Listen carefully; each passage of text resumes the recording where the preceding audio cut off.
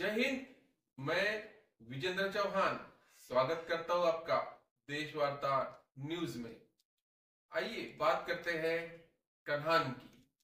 आज 23 फरवरी 2025 को कन्हान स्थित गणेश नगर में रमाई सार्वजनिक वाचनालय में श्री गाडगे महाराज व रमाई अंबेडकर इनका जन्म दिवस मनाया गया।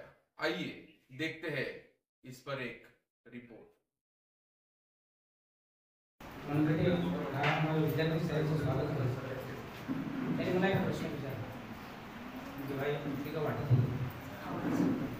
सर, तुम्ही तर नेहमी बाबासाहेबांची जयंती साजरी करता, बाबासाहेबांविषयी सर्वांनाच माहिती, पण मी सुद्धा तुमच्यातील एक आहे आणि त्याला स्पष्ट म्हणतो मी सामार समाजाचा त्याचं का पण तुम्ही रोहिदास महाराजांची जयंती सर किती साजरी करता ते साजरी करायला पाहिजे। आणि माझ्या मनात होतं की मी पॅम्पलेट छापलं तर रोहिदास महाराजांची जयंती 12 तारखेला झाली, मी ते छापणार होतो, ते राहून गेलं म्हणून त्याला म्हटलं की मी तुझ्यासाठी रोहिदासाचं पुस्तक कुठूनही शोधून आली तर ते पुस्तक तुला देईन। म्हणजे मी शोधलं, मला मिळालं नाही म्हणून त्याला मी रोहिदासाचं पुस्तक दिलं। आणि या पोरगा म्हणजे काही खूप मोठा काही खूप कमावतो अशातला भाग नाही, परंतु मित्रांनो काही लोक असे असतात, श्रीमंत लोक असतील, करोडो रुपये असतील, हे प्रास्ताविक आहे सांगतात, करोडो लोक असतील, खूप करोडो कमावतात, जीवनात खूप कमावतात, परंतु देण्याची प्रवृत्ती त्यांची नसते, फक्त घेण्याची प्रवृत्ती असते। पण काही लोक समाजात असे असतात त्यांची नेहमी देण्याची प्रवृत्ती असते। मी जेव्हा लायब्ररी सुरू केली त्या पोराला माहीत झालं, त्याने इथे 15 खुर्च्या पाठवल्या, मला काहीच नाही माहिती। काल अचानक मी गेलो पत्रिका द्यायला, मी 5 खुर्च्या तुम्ही जे बसलेले आहेत त्यांना स्वतः गाडीवर या 5 खुर्च्या आणून दिल्या। तर मित्रांनो पुढे मी प्रास्ताविकामध्ये थोडं प्रास्ताविक समजा लांबलंही तर क्षमा करा, पण शक्यतो शाळेत घेण्याचा प्रयत्न करतो। महाकारुणी तथागत गौतम बुद्ध बोधिसत्व डॉ. बाबासाहेब आंबेडकर आज ज्यांची जयंती आहे त्या माता रमाई, संत गाडगे बाबा आणि संत रोहिदास ज्या महापुरुषांनी शोषितांसाठी, वंचितांसाठी, प्रज्ञांसाठी आपलं रक्ताचं पाणी पिलं, आयुष्य आपलं संपूर्ण घालवलं, त्या सर्वांना मी त्रिवार वंदन करतो।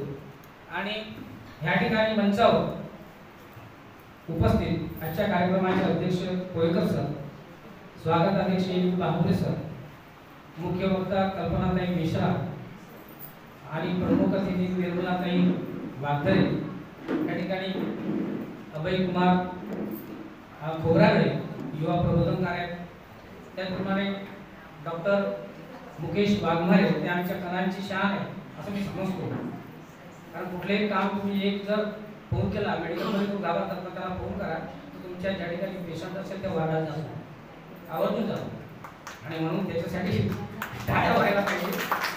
तुम्ही रामटेक आज प्लॅटिना फेमस आहे गडीवर, ते पूर्ण प्लॅटिनाचं ते तो आहे, तो सांभाळतो, अशी 300 पेशंट बसलेले वाटपात, आणि तिथं तू सेवा देतो। कणाला पण तू कणाल हे मुलं कणाल विसरले नाही, ते महत्त्वाचे। कल्पना ताई विसरल्या नाही, मुकेशही विसरला नाही, आणि सुमेधही विसरला नाही। आणि ह्या मागचा उद्देशच तो होता की त्या कणामधून जे जाणारे आमचे मुलं आहेत चांगल्या पदावर गेले, त्यांचा कुठेतरी सन्मान व्हायला पाहिजे, त्यांची ओळख व्हायला पाहिजे, आपल्या लोकांना जे नवीन पोरं आहे ते त्यांची ओळख व्हायला पाहिजे। तर मित्रांनो ह्या महिन्यामध्ये इतक्या जयंती, फेब्रुवारी महिना आणि मार्च महिना हा सर्व संतांच्या जयंत्याचा महिना आहे। ह्या ठिकाणी 9 फेब्रुवारीला नारायण मेघाजी लोखंडे यांचं नाव ऐकलं असेल, त्यांची जयंती होती। त्यांचं काय महत्व आहे माहिती, त्यांनी रविवारची सुट्टी जे आपल्याला मिळत आहे ते नारायण लोखंडे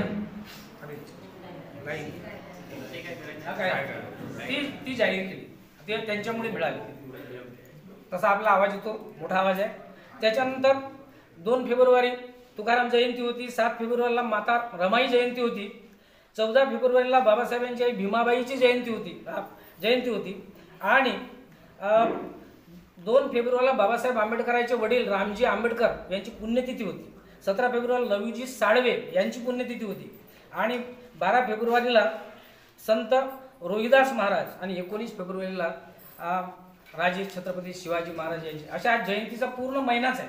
आणि पुढच्या महिन्यामध्ये आपला महत्त्वाचा दिवस येत आहे तो महाडचा सत्याग्रह. तर मित्रांनो, ह्या रोहिदासाचा उल्लेख केला म्हणून मी त्याला सांगू इच्छितो, माहीत तुला असायला पाहिजे की बाबासाहेबांनी जे who were the untouchables and why they become untouchables हे जे पुस्तक लिहिलं, हे पुस्तक रोहिदासाला अर्पण केलेलं आहे.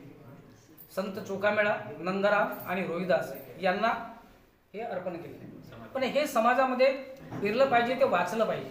तेव्हा कुठं आता काही म्हणतात वाचाल तर वाचाल नेहमी, कारण की भाषणामध्ये नेहमी आपण ऐकतो आणि लोक टाळ्या वाजवतात, वाचाल तर वाचाल. अरे जे वाचत नाही ते मेले का? ते मरणार आहेत का? नाही. तुम्ही वाचाल. जर वाचणार नाही तर तुमचे विचार मात्र मरतील, विचाराने तुम्ही मरणार. आणि म्हणून ते मी नेहमी वाचन संस्कृती जिवंत ठेवली पाहिजे, कारण आता वाचन संस्कृती ही लोप पावत चाललेली आहे आणि म्हणून अशा लायब्ररींची आवश्यकता आहे. त्याचप्रमाणे नेहमी समाजामध्ये असे हे होतात की असे आपण ऐकतो ना, मतभेद झाले तरी चालेल पण मनभेद व्हायला नको. मग मतभेद आणि लोक टाळ्या वाजवतात, मतभेद करा पण मतभेद झाले चालतील पण मनभेद व्हायला नको. आणि जेव्हा मनभेद होतील तेव्हाच मतभेद होतील ना. आणि ते बुद्धाने शिकवलं ना. हे जे मी धम्मपद दिलं, ह्या धम्मपदामध्ये पहिली गाथा आहे, मनोपिंबकमा धम्मा मनोसेठा मनोमया मनसाचे पदुत्थेन भासती वा करोती वा. हे मनच सर्व गोष्टीचं प्रधान आहे आणि म्हणून तुमचे मनभेदच व्हायला पाहिजे. त्यासाठी हे बुद्धाचं तत्वज्ञान आहे, ते वाचलं पाहिजे. तर मित्रांनो, ह्या ठिकाणी मी जी लायब्ररी सुरू केली, काही खूप मोठं काम नाही केलं. मला असं वाटायचं, शिक्षक असताना मला असं वाटलं, काही मुलं यायचे त्यांचे कपडे फाटलेले असायचे होते, तर मी मिलिंदमध्ये औरंगाबादला शिकलो, तो प्रभाव माझ्यावर होता.